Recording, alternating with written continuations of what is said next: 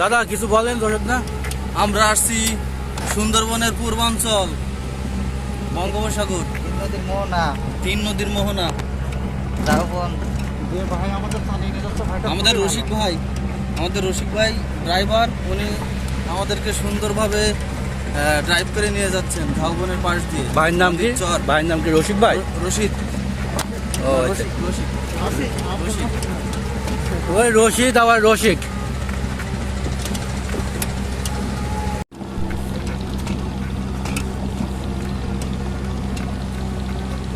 Motor cycle আবার সুবিধা হয়। তাহলে মাটি তো অবশ্যই আছে ওরকম চিটাগাঙের আছে। বঙ্গোপসাগরের ওই পাশে। হ্যাঁ, বঙ্গোপসাগর তো কলকাতা পায়নি কেউ। তাই বহুত লোক গেছে এ পাশে, কিন্তু ওর কোনো শেষ নেই।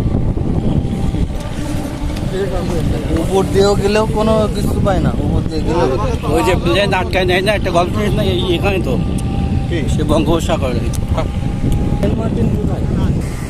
কিন্তু সেটা বলতেছি না, বলতেছি কিছু না কিছু তো আছে, মাটি তো অবশ্যই আছে। মাঝে মাঝে দ্বীপ থাকতে পারে, না পারে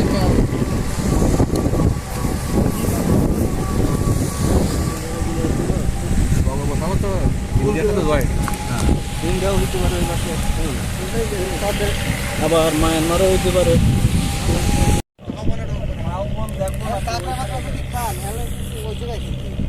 ঠিক আছে, ওইখানে যাবো।